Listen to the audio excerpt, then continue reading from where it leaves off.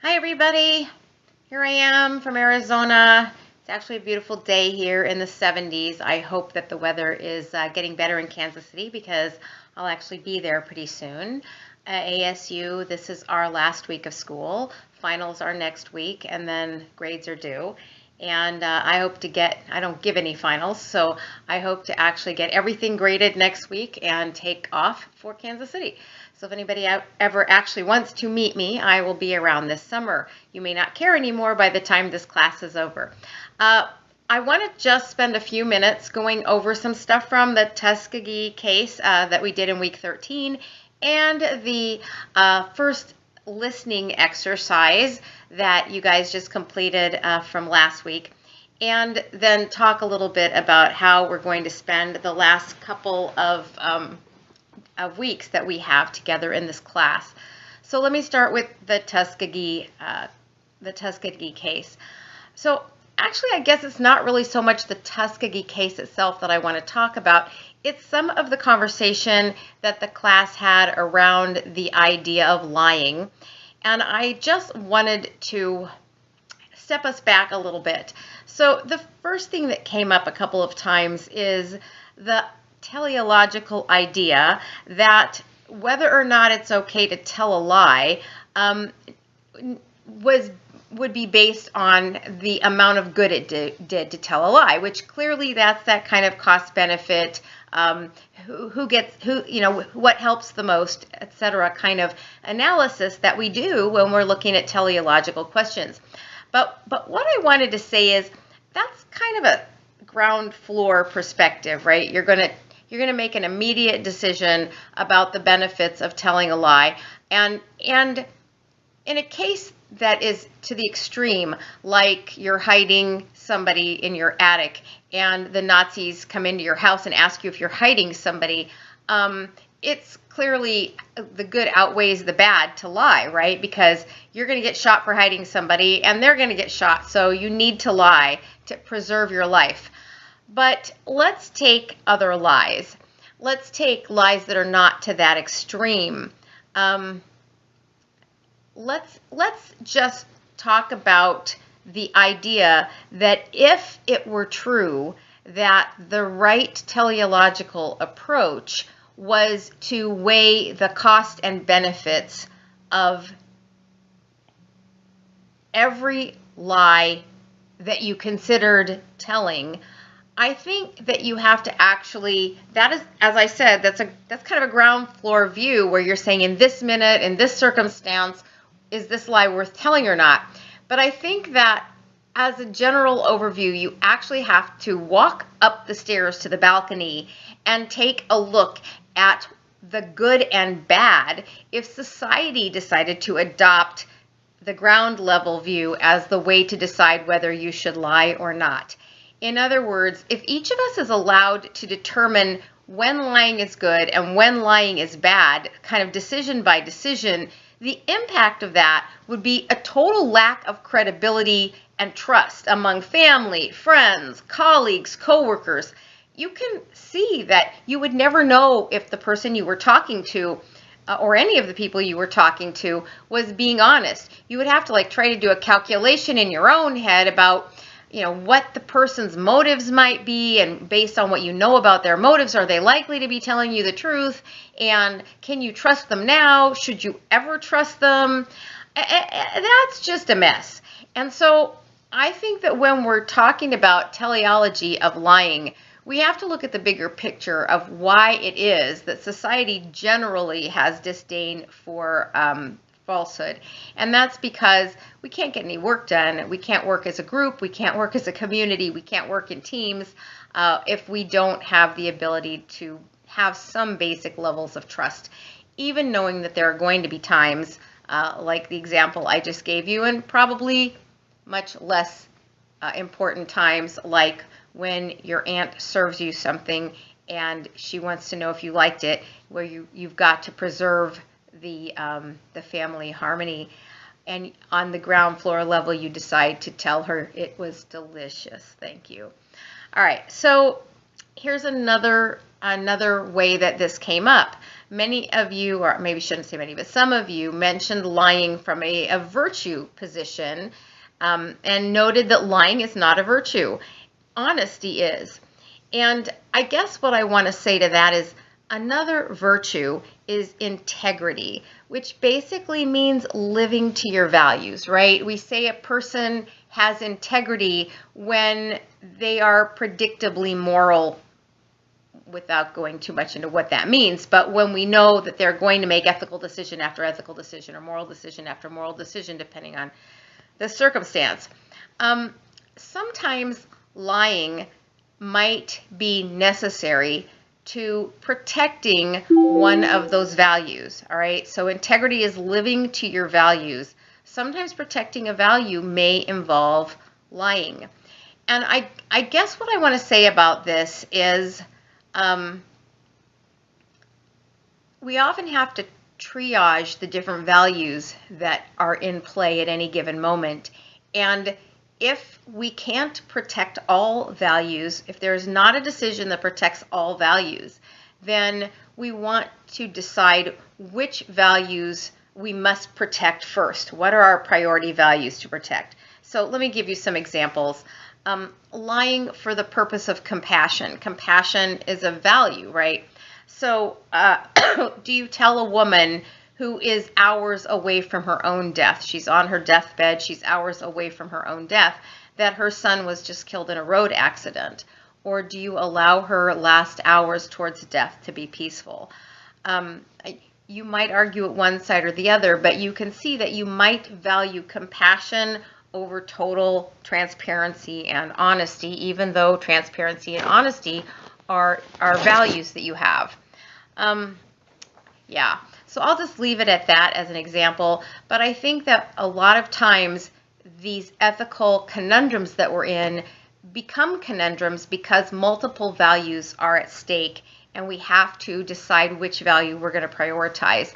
I think when you walk out of this class, the important thing is to know that there are not necessarily black and white ethical answers to everything. Sometimes you just have to be able to explain how you decided to value compassion over honesty. In the example I just gave you, why that was important.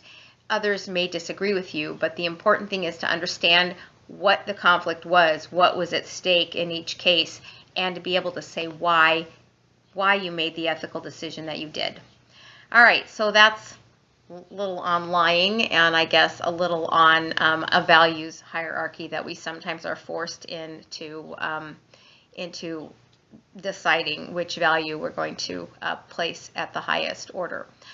So now let's talk a little bit about week 14, and this is a bit different. I'm actually going to give you all, except for a couple of you who follow directions really well, an opportunity to go back and redo your answers. And the reason for that is twofold. One is because most of you did not fully follow the directions. There was a directive on the syllabus to write the ethical dilemma essay in a particular way. And those instructions, maybe some of you didn't see them, were over in the far column on the syllabus, the column that says notes at the top. And it basically asked you to set out the context of the situation that your partner was facing, and then to succinctly state the ethical dilemma that they faced, and then to take note of this ethical dilemma through the standard lenses that we use all the time: teleology, deontology, virtue, intuition, if it's there. And the reason for this exercise, which is reason number 2, this is the first time I've asked you to actually succinctly state the ethical dilemma as a sentence or two. Most of you, I think, felt, and rightly so, that the ethical dilemma would become obvious as you're reading the context. But I think one of the important skills for you to have walking out of here is not just the ability to say, okay, here's a situation, I'm going to think about it teleologically, I'm going to think about it deontologically, I'm going to think about it through a virtue lens. An important thing for you to be able to do is to actually identify and state succinctly, articulately, the ethical dilemma that is present in a situation. And that's important because, believe it or not, you guys are going to walk out of this class with skill sets that almost nobody in the entire country has. You're going to be able to understand that there are ethical dilemmas, that how you look at ethics is multifaceted, that there are different approaches to solving an ethical problem, and actually that by solving it one way, teleologically, for example, you may be creating a completely other ethical problem if it creates, if what helps the most people breaks some principle or duty, that there's an interplay between these three different ways of looking at ethics. So I guess the point that I'm making is you guys are kind of walking through life now, having played with this for an entire semester with a skill set that almost nobody around you has. You are unique. You have an ability to look at a situation and identify the ethical issue. And when you are going to want to address an ethical issue, you're going to be dealing with people who do not have your level of expertise. And honestly, if you think back to how hard it was to sort of break down these things by teleology, deontology, and virtue in the very beginning of the semester, and how much more comfortable you are doing it now, you realize that, they don't even know this stuff exists, and you are now, you're not an expert, but you have some practice. Sorry, there's a gnat in here. You are going to need to be able to lay out for them the ethical dilemma. You are going to need to be able to not just tell the story, which would give everybody a sense of why something is problematic, but actually lay out the problem. What is the specific ethical problem or ethical issues that you need to look at? And they won't be able to do that for themselves. They may have an uneasy feeling about this. And in fact, some of you in your responses to how you felt when you told the story actually mentioned that telling this story and telling it now after you've been studying ethics for a semester made the whole story clearer for you, that you now began to see the problems that you weren't even sure about before. You just knew it didn't make you feel good. So you see a lot of people are using their intuitive thing to identify ethics in the first place, but without really having a good grasp on all of the stuff that they need to know to really sort it out. So I want you to actually succinctly state the ethical dilemma that your partner faced in a sentence or two at the most. State it as the ethical dilemma that my partner faced is, and try to do that as a practice, because when you get out in the world and something is in front of you and people you need to talk to it about don't know as much as you do about ethics, you're going to need to be able to lay it out. Here's the ethical problem that this situation raises for us. I'll give you a great example. We will take the example that Connor told in Connor's story. Her story is that she was asked by a boss to go tell lies about the achievements or accomplishments of a particular investment over the period of time to investors. Well, the ethical dilemma that is there is that there are actually fiduciary duties, right? So this is a deontological problem. There are fiduciary duties that the people who run investments have toward their investors, and lying to them is a breach of those fiduciary duties. So that was the answer, but the question is, the ethical dilemma is that Connor was being asked to breach fiduciary duties of transparency and disclosure, I guess is the word I'm looking for, to investors. Actually, by the way, that's also illegal to breach those fiduciary duties. Those fiduciary duties have been written into the law. A lot of time laws are ethical rules that are so important that we decide we're going to make them, like convictable offenses. And it so happens, I'm so glad you got away with that, Connor. I'm so glad nobody turned you in, and I'm hopefully nothing bad happened, and I'm really glad you're not working for that jerk anymore. But if somebody had tattled on you, the SEC, it's a federal offense, could have come down. So we're really happy that didn't happen, and that you are such an ethical person that that would never happen, and that you no longer have to work for this person. All right, so anyway, what I would like you guys to do, except for the couple of you who did, I would like for you to go back, and you'll know by the number of points I gave you and what I said in the comments, go back and do two things that were asked of you in the notes. Sorry. One of them is to succinctly state the ethical dilemma that the person was facing. And then the second thing that most of you did not do is then look at it through our lenses, our teleological, deontological virtue lenses. If you want your points, you need to go back and get that. One last thing I want to mention before I move on to what's coming next, and that is Erica mentioned, and actually I think a couple of you mentioned that you felt like the setup that you were, that you were facing each other, that you were on Skype, you had each other's attention, made it easy to do this active listening exercise, and you were thinking that because it was staged, it was easier to do than it would otherwise be, and I would agree with that. But I would also say that practice makes perfect. We don't usually think about, are we doing these? They're simple, but they take, intention. Are we being intentional about these listening steps that we need to do to make sure that we are being a good active listener? And I started you doing it in a way that, you both were very aware of it and you were paying attention to it with your partner, and that is great. But next, it's up to you to actually try to practice these steps in real life, and sooner or later, they will become second nature to you. So I challenge you to try to incorporate those into your repertoire of listening skills, particularly at work, because it's really good to for your colleagues to think that you are a great listener.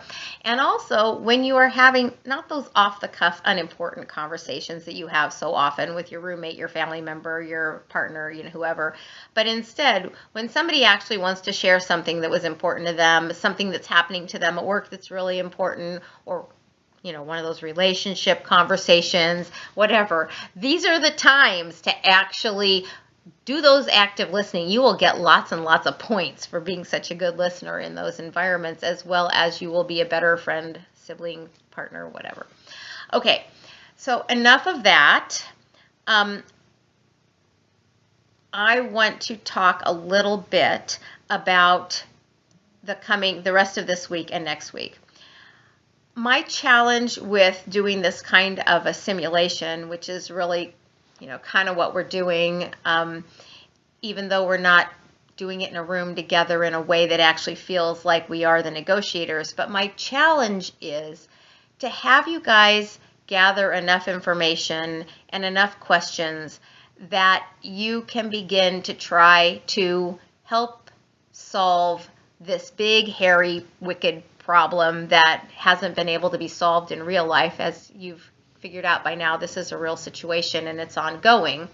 And to try to use your listening skills, and I know you won't be listening to each other in this case, you'll be listening to recordings and stuff like that, but try to figure out, what do people really need?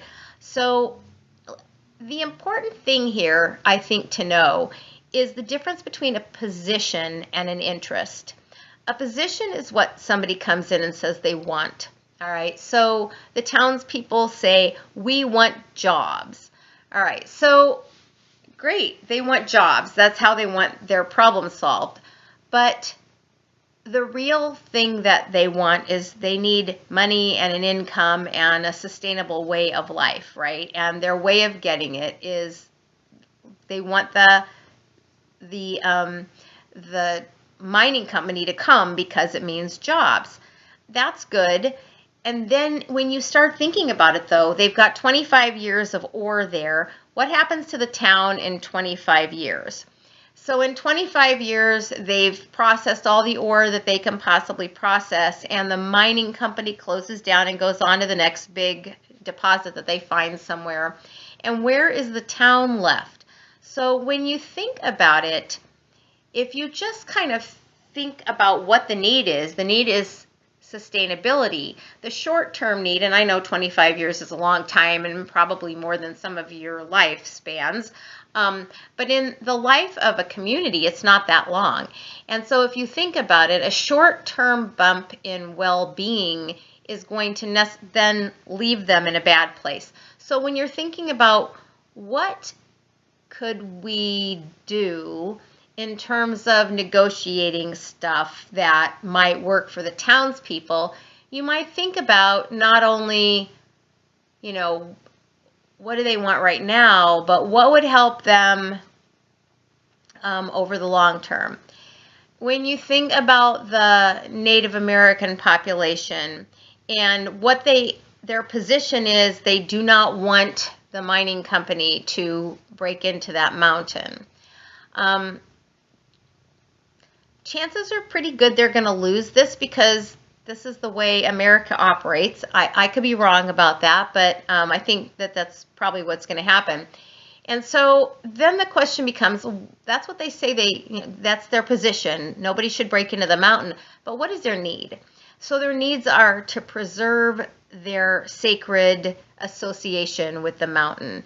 Their needs are to be able to carry out certain ceremonial functions in conjunction with the mountain, and so on. So you look at that and then you can ask yourself, are there any ways that we could achieve this or get pretty darn close to this without actually refusing or failing to ever dig a hole into the mountain?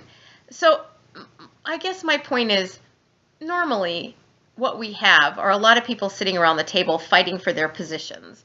Well, what you have the benefit of is not taking a position in favor of anybody right this minute. What you have the benefit of is working together to try to dig more deeply into what is going on for each of these stakeholders and thinking about how you could craft a solution that may not get them what they came in asking for, their exact position, but might preserve their values, their main needs, their motivations, their interests. Okay, I think that's it. You're going to have some more surprises before our 2 weeks together are up, and I look forward to watching you make your way through this ethical engagement. I'll be back with you soon.